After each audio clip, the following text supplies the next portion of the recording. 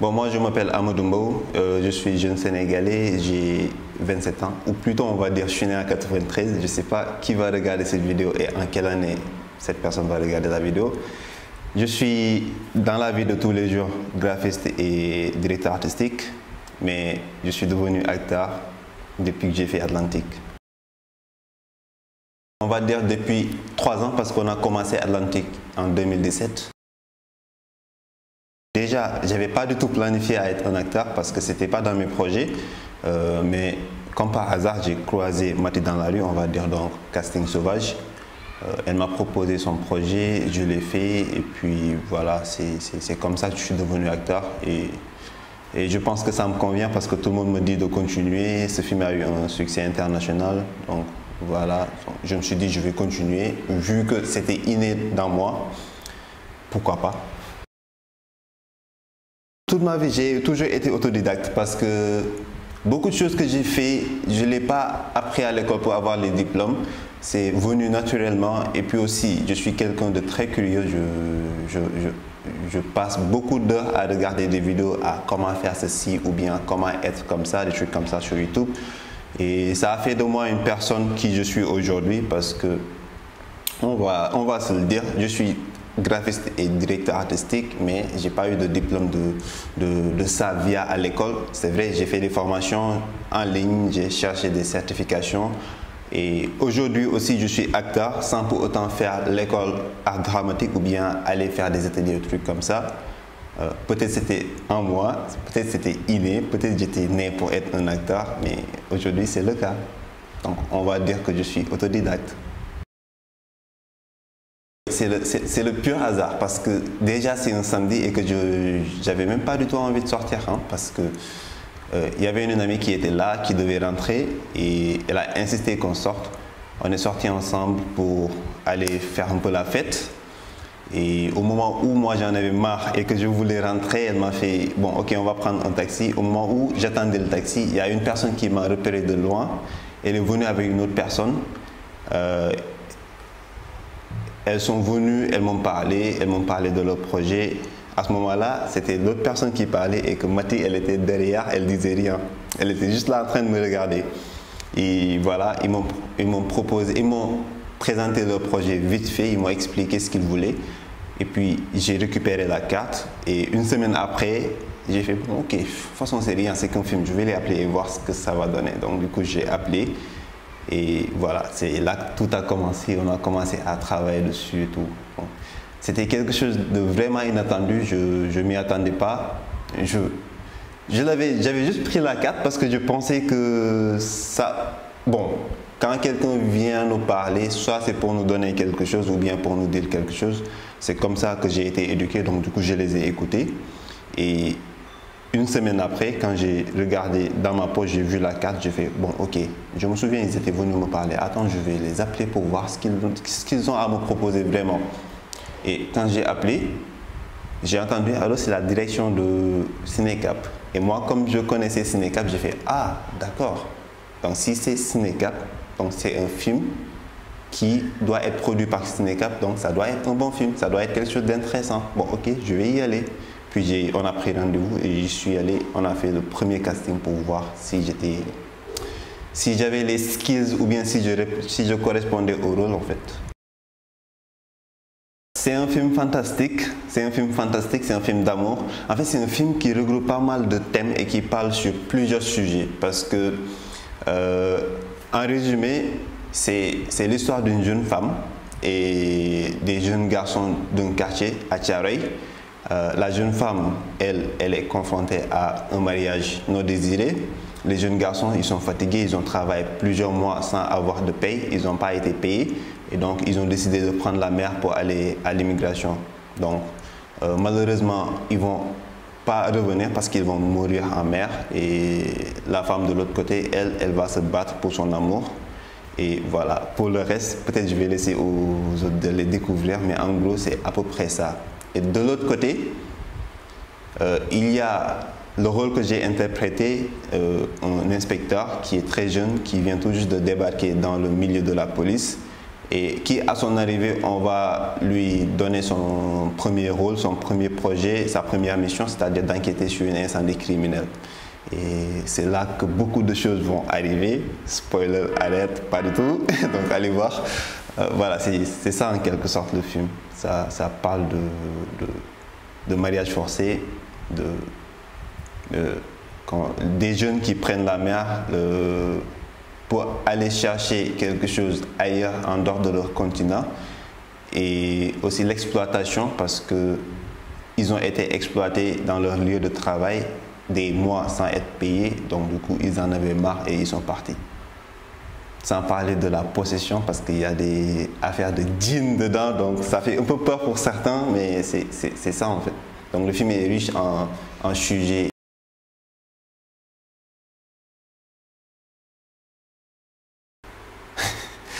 Bon, c'est compliqué comme réponse hein, parce que tout le monde est différent, tout le monde a sa façon de voir les choses. Le fantastique qui est dans le film, il y en a qui croient que ça existe réellement. Par contre, moi de mon côté, de mon avis personnel, ce que je pense est réel et qui existe, qui est dans ce film et qu'on vit tous les jours, c'est ce que j'ai dit tout à l'heure, le mariage forcé, ça existe. Les gens qui prennent la mer pour aller être des immigrés, ça existe. L'exploitation des jeunes dans les travails, ça existe. Et la possession, ça, il y en a qui croient que ça existe. Moi, j'ai déjà vu des gens qui piquent des crises, mais moi, je comprends juste que c'est une crise normale. Mais il y en a qui vont penser que c'est des affaires de rap, de djinn. Donc, c'est un peu compliqué de dire que ça existe ou ça n'existe pas. Le fantastique, pour certains, ça existe, mais pour moi, non. J'ai déjà entendu des témoignages sur cet aspect fantastique et spirituel. Des gens qui ont pris la mer. J'ai déjà eu à discuter avec une personne qui a déjà pris la mer. Et quand cette personne racontait son histoire, ce qu'il a vécu durant ce voyage, on a un peu peur. Mais d'un côté, moi je comprends, c'est normal quand on est au milieu de nulle part, au milieu de la mer, à perte de vue, qu'on ne voit rien du tout que de l'eau. C'est normal qu'on ait des difficultés à comprendre ce qui se passe parce qu'on reste après tout plusieurs jours, voire des semaines dans la mer sans voir que les personnes qui sont à côté de vous et sûrement des inconnus aussi. Donc c'est normal que certaines personnes délirent et voient et entendent des choses qui sont un peu spirituelles ou au-delà de l'humanité en fait.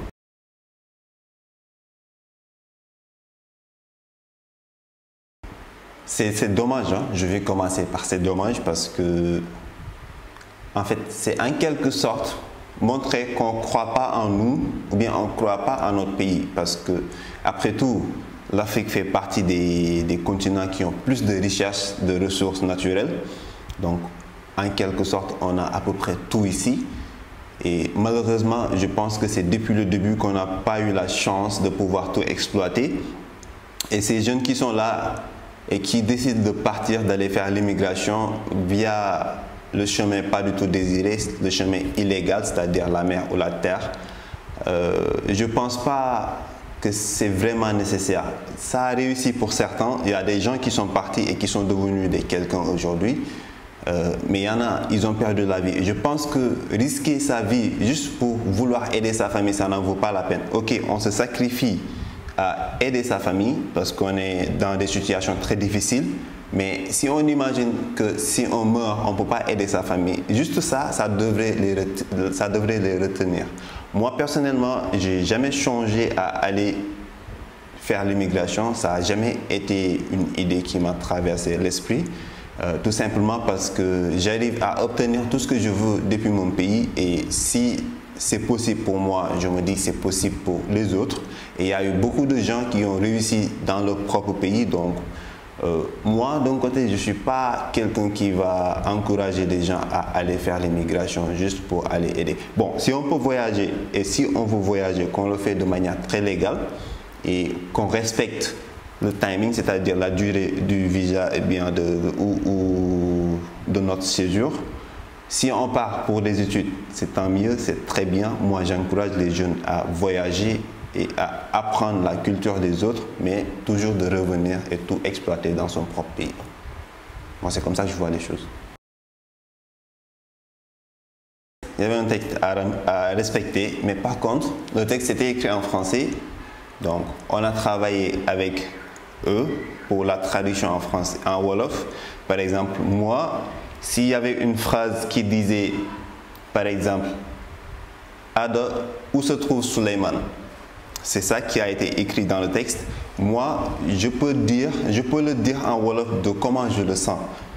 Par exemple, je pourrais dire Ada fan la Suleiman nek. Ada ndax gisulo Suleiman. Ça, en fait, ça veut dire exactement la même chose. Donc, je reste dans le concept, je reste dans l'idéologie, je reste dans la traduction la plus proche de ce qui est écrit en français pour qu'on ne change pas en fait le ton ou qu'on ne change pas carrément ce qui a été écrit. Donc moi de mon côté, elle m'a laissé beaucoup de marge sur ça et j'ai allé de, on va dire à 30% en improvisation, mais sinon le reste était carrément sur le texte. Et tout comme sur les actions, elle m'a laissé faire, elle m'a laissé développer ce talent qui est en moi, ce que j'avais à proposer, parce que j'ai beaucoup proposé. Il y a des choses, par exemple dans le film, c'était pas écrit comme ça, mais moi j'ai apporté des modifications, j'ai apporté des suggestions, ils ont validé, on a aimé et ça a été mis au montage. Et c'est pareil aussi pour les autres grands acteurs qui sont dedans, tout comme nous aussi, qui ne sont pas des grands acteurs, qui sont des amateurs, des nouveautés, des débutants, on va dire. Voilà. Elle nous a laissé de la marge. Déjà, elle, depuis le début, elle voulait que ça soit des acteurs non professionnels. Son argument à ça, c'est quand on a un acteur non professionnel, c'est comme une feuille vierge, on peut écrire tout ce qu'on veut dessus. Et sûrement, c'est ça qui fait que les acteurs étaient très naturels parce que la plupart étaient des acteurs non professionnels. Par contre, il y a eu des acteurs professionnels comme le commissaire dans le film, Ibrahim Béché, ou bien même le subordonné de l'inspecteur Issa, Makhtar, c'est un professionnel. Il y a eu beaucoup de professionnels qui sont dedans, mais à peu près autour de 4-5. Sinon, tout le reste était des amateurs, surtout des personnes qui n'ont jamais joué.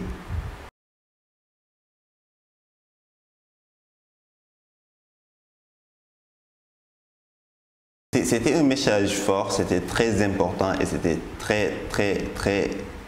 c'était très important parce que tout simplement, ça voulait dire que noir ou blanc, on est tous à la même longueur d'onde, on a tous le même sang et on réfléchit tous de la même façon. Être la première femme noire à être dans la compétition officielle du Festival de Cannes, ça, pour moi, ça aurait dû être quelque chose de très normal et d'ailleurs c'est quelque chose de très normal, mais malheureusement ça n'a pas été très fréquent, même si c'est arrivé et je suis content pour ça. Mais par contre, moi ce que je peux dire, le message que je peux donner, c'est l'intelligence appartient à tout le monde. Que l'on soit noir, blanc, rouge ou peu importe la couleur qu'on a, l'intelligence ça appartient à tout le monde. On devrait laisser à tout le monde développer et montrer son talent ou bien ce qu'il a ou ce qu'il a à dire. C'est très important. Et d'ailleurs même si on regarde bien dans le milieu de la culture, les noirs, ils ont leur part très importante quand on parle de musique. Les plus grands musiciens, souvent c'est des noirs, les plus grands danseurs, souvent c'est des noirs. Cela montre tout simplement qu'on est tous pareils et qu'on a tous quelque chose à dire. Maintenant, voir Mati en tant que jeune femme africaine à participer dans la compétition officielle, c'est bien, nous on est contents, mais on aimerait qu'en 2020, 2021 et les années qui suivent, qu'il y ait plus de femmes noires à participer à la compétition officielle. Elles ont quelque chose à raconter et on devrait les écouter. Oui, aller à Cannes, c'est pas impossible, c'est possible. C'est très possible. Bon, je parle pour les acteurs africains noirs, parce que malheureusement, il n'y a pas beaucoup d'opportunités quand on est noir d'avoir un succès dans le cinéma, surtout dans le cinéma français. Et c'est un peu dommage, ça décourage beaucoup de personnes, mais moi ce que je peux dire c'est ne vous découragez pas parce que c'est le travail qui est récompensé, mais pas la couleur. Et je pense que c'est en train de changer parce que cette année-ci, en 2020 et en 2019, on a eu à voir beaucoup de Noirs à participer dans les festivals dans le monde entier. Et cela montre tout simplement que ça commence à être une ouverture pour nous, et ces jeunes qui veulent aujourd'hui être des acteurs et qui rêvent de tenir un trophée et de se mettre devant la scène pour faire le discours, je vais leur dire que c'est possible. Il suffit juste de se focaliser, de croire en soi et de donner le meilleur de soi-même en fait. Bon, déjà moi je m'y attendais pas du tout. Je m'y attendais pas du tout. C'était une belle surprise, hein? C'était une belle surprise. Bien vrai que j'ai pas eu le trophée, comme j'ai pas tenu le trophée de révélation 2020. Mais par contre, c'était quelque chose de très important dans ma vie parce que ça m'a fait ouvrir les yeux, ça m'a donné des opportunités et ça m'a fait comprendre que j'ai bien travaillé et que je ne devrais pas me sous-estimer parce que ce que j'ai fait, c'est quelque chose d'important et c'est quelque chose de grand. Sinon, on n'allait pas voir mon nom dans la liste des révélations 2020 au César. Donc, je reviens à ce que j'avais dit tout à l'heure. Quand on fait quelque chose, on le fait avec respect, on le fait avec comment on dit ça encore? On le fait avec amour et on donne le maximum de ce qu'on a. On va même dire on donne 110% de ce qu'on a en fait. Parce que quand on fait un travail et qu'on le fait avec beaucoup de responsabilité, avec beaucoup de rigueur, ça finit toujours par payer.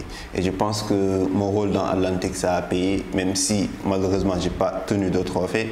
Ça ne veut pas dire que j'ai démérité et que les autres aussi ont démérité, mais quand même, ça a montré que c'était évident que je sois dans la liste des révélations et que j'ai fait un très bon rôle.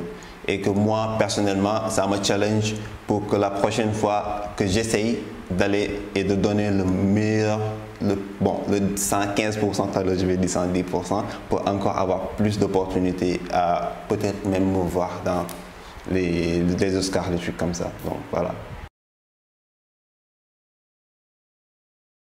Oui, c'est possible. Il y a beaucoup de séries sénégalaises. Il y a beaucoup. La production sénégalaise est en train de prendre part dans le marché du cinéma africain. Et ça, c'est une opportunité pour tous les autres jeunes qui veulent être des acteurs demain. C'est très possible. Et aussi, il y a Netflix qui s'ouvre aussi à l'Afrique. On voit de plus en plus des films africains sur les plateformes de streaming comme Netflix ou Amazon Prime ou les autres services de streaming. Et ça veut tout simplement dire que c'est peut-être le temps, bien, c'est pas peut-être, mais c'est le temps pour l'Afrique en fait de s'ouvrir carrément dans le milieu du cinéma. Donc voilà, ces jeunes qui veulent être des acteurs, continuez, il y a beaucoup de séries, allez faire des castings si possible, faites beaucoup de castings et puis croisez les doigts. Si vous avez un rôle, faites-le très bien et on verra après la suite ce que l'avenir va nous réserver. Si, ça existe par exemple, moi avec la team de Atlantic, on a été en Tunisie pour le festival de Carthage et on a même eu 2 prix ou 3 prix, je ne sais même plus, je pense que c'était 2 prix. En fait, si, ça existe, il y a aussi FESPACO, il y a beaucoup de cérémonies. On essaie de s'ouvrir au monde entier et j'aimerais bien, moi, mon souhait c'est que les festivals qui existent en Afrique soient vus comme on voit le festival de Cannes, comme on voit les Oscars ou comme on voit Venise ou Berlin ou autres festivals. Je veux que FESPACO fait partie des plus grands festivals au monde et franchement, ça c'est mon souhait et je pense que c'est très faisable. Et ça, pour le faire, il faut plus de production en Afrique et plus de festivals, plus de trophées. Comme ça, on sera peut-être dans les collimateurs des autres continents et ils vont plus s'intéresser à nous pour venir déposer et participer dans notre projet à nous. Oui, j'ai eu des propositions et d'ailleurs même récemment j'ai fait une audition pour une série américaine hostée par HBO. Bon, pour le moment, avec le coronavirus, c'est un peu compliqué parce que ça a freiné de manière très drastique le milieu de l'entertainment, le milieu du cinéma surtout.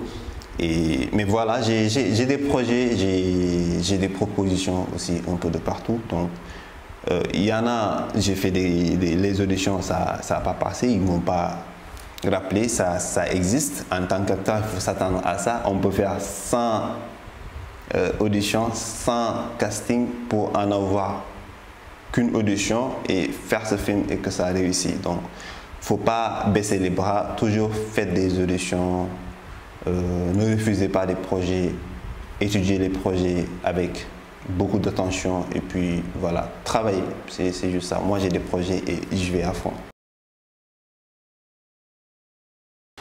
Il a cru en Afrique. Déjà, c'est une belle chose de faire ça ce jour-là, qui est son jour, ce jour qu'on lui a dédié.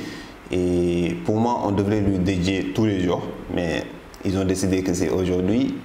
Je pense que c'est la date de son anniversaire. Il a combattu pour l'Afrique, il a combattu pour la couleur noire, il a combattu pour les jeunes, il a combattu pour tout le monde. Et ça, uniquement, on devrait le respecter et on devrait le rendre hommage tous les jours. Aujourd'hui, si beaucoup de personnes croient en Afrique, c'est parce que lui, il a travaillé dessus, il a su lutter pour son continent, pour que tout avance. Bien vrai que c'est en train d'avancer, mais ça n'avance pas à la vitesse qu'on le souhaiterait. Mais quand même, il a beaucoup fait pour nous. Et nous, pour le rendre hommage, je pense qu'on devrait plus faire apprendre à nos enfants et nos petits frères son histoire et l'histoire des autres grandes personnes qui sont en Afrique pour qu'ils connaissent mieux l'Afrique et connaissent mieux les grandes personnes de l'Afrique. Donc, en ce jour, on devrait peut-être quand même dans notre éducation ancrer cette date, vu que c'est une date importante à l'éducation des enfants à l'école, qu'ils savent qui est Nelson Mandela et ce qu'il a représenté pour notre continent. Oui, c'est important, mais en fait, moi je ne vois pas de différence entre la couleur noire ou blanc ou autre couleur. Tout le monde est pareil, comme je l'avais dit au début de cette discussion. Et en fait, on parle de noir parce que c'est le noir qui est plus stigmatisé. Par exemple, si on sort un peu du sujet, on voit des gens dire ou utiliser le hashtag Black Lives Matter, mais aussi il y a des gens qui disent non, All Lives Matter, ou bien des gens qui disent White Lives Matter. C'est vrai, toute vie est importante, mais aujourd'hui, si on parle de Black Lives Matter, c'est parce que ce sont les Noirs qui sont victimes, ce sont les Noirs qui sont aujourd'hui dans les journaux, ce sont les Noirs qui sont toujours au sujet des scandales sur les policiers faits sur les citoyens. Et ça ne veut pas dire que les Noirs sont plus importants, non. Tout le monde est au même pied d'égalité. Et moi, ce que je recommande et ce que j'aimerais vraiment, c'est que ça soit un All Lives Matter, mais qu'on n'ait pas à l'utiliser parce que tout le monde doit être traité de la même façon. Si aujourd'hui, je parle de noir, c'est parce que c'est nous qui sommes le sujet, comme je l'avais dit tout à l'heure. Mais si, comme je l'ai dit aussi tout à l'heure, qu'on traitait tout le monde de la même façon, il n'y aurait pas de hashtag Black Lives Matter. Donc, voilà, Mandela, il était là pour tout le monde, il était là bien évidemment aussi pour les Africains, surtout pour les Noirs parce qu'il est noir, mais quand même, il était là pour tout le monde. Et tout ce qu'il voulait, c'est que tout soit dans l'ordre et que tout avance de manière positive en fait. Il n'est plus là pour continuer son combat, mais c'est à nous de prendre le relais et d'être together, d'être ensemble, de se comprendre et de s'aimer. Moi, je pense que c'est ça qui est important. Si on le fait là où il est, il sera content, il sera satisfait et il aura sa mission accomplie. Effectivement, le coronavirus a touché pas mal de domaines, surtout ce milieu du cinéma. Et ça a affecté aussi pas mal de projets. Et d'ailleurs même, il y a un après coronavirus et ça a commencé quand Corona a commencé et que le confinement a commencé. Et c'est quoi, par exemple, aujourd'hui, les réalisateurs et les directeurs de casting préfèrent plutôt avoir des self-tapes que de voir les acteurs devant eux, tout simplement pour pouvoir respecter la distanciation sociale et les normes imposées pour stopper le virus.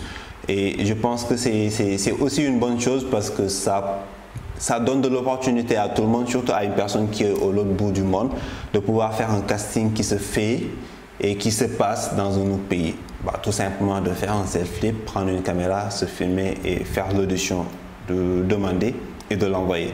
Donc il y a un après et ça a commencé depuis le début. Et ça a commencé même avant le coronavirus, mais là ça a plus d'impact, ça a plus d'impact de nos jours. Donc voilà, j'espère juste que ça va continuer et que ça va être une opportunité pour tout le monde. Pour des premiers castings, c'est très bien que ça soit des self-tapes. Moi, je suis pour le self-tape. Voilà. Parce que ça donne plus de chance à tout le monde. J'ai été approché depuis la France, Belgique et les États-Unis. Malheureusement, je n'ai pas encore de proposition depuis l'Espagne. Et pourquoi pas, si j'ai une proposition, bien sûr, je vais aller apprendre l'espagnol. En fait, moi, je me vois pas en tant qu'acteur sénégalais, je me vois pas en tant qu'acteur français. Moi, je me vois en tant qu'acteur international. Et j'ai la chance de parler l'anglais et je parle aussi le français. Malheureusement, je ne parle pas beaucoup de langues, mais si j'ai l'opportunité d'apprendre bien, d'avoir une proposition espagnole, bien sûr, je vais aller apprendre l'espagnol pour aller faire des films en espagnol, si possible. Mais sinon, moi, je ne me vois pas comme un acteur d'un pays. Je me vois comme un acteur à niveau international. Franchement, pour moi, c'est ça l'objectif. Pour moi, c'est ça le goal. Pour moi, c'est ce que tout acteur devrait avoir comme objectif. Et de ne pas se limiter à son pays ou bien à son entourage. Donc, pourquoi pas?